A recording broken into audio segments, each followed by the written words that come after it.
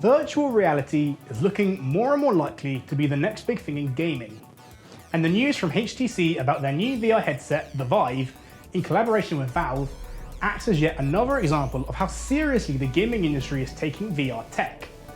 More interesting, however, is that the Vive has been given a launch window and it is set for a holiday release this year.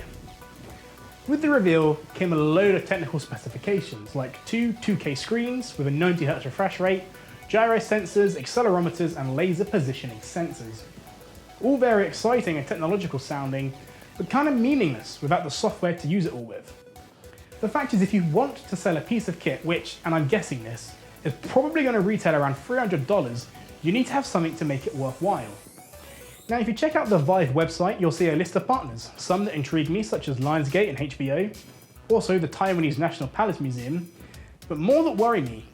Because whilst collaborations with TV and film production companies and museums are going to be a nice addition, the early adopters of this kind of technology is going to be gamers.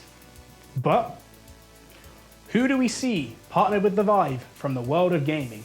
Well, putting Valve aside for a second, we've got Dovetail Games, the people behind Train Simulator, Fireproof Games, the people behind The Room. I did not. Not the film, the puzzle game series, or how about Bossa Studios, UK, the guys behind Surgeon Simulator and I Am Bread. You see, my point is these aren't big studios and those aren't big games, and that is fine. I love these games, they're good games, but they're not system sellers. We need to see something new and big if this kit has any hope of finding a mass market appeal, because as much as I would relish the chance to jump into, say, Portal 2 with full VR support, I just don't know if I would drop that kind of money to replay the same game from a new perspective. And I've used virtual reality goggles, so I know how well they work. I got to play around with the first Oculus Rift developer kit, playing a game called Radial G, a sci-fi racer in which you navigate cylindrical tracks and dodge shields. I took to it instantly. As soon as I put the Oculus on, I was immersed, and it was a really cool experience. But it's not a system seller. Valve is going to need something big to bring to this kit if they want to see strong sales from early adopters. Now, because it's Valve, of course the Half-Life free rooms are already running rampant. Now, whilst that would be awesome, it seems unlikely.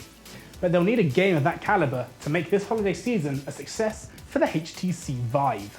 I started esports as a StarCraft player, and I still think StarCraft is a great game to watch. It's a very difficult game to play, which makes it quite hard to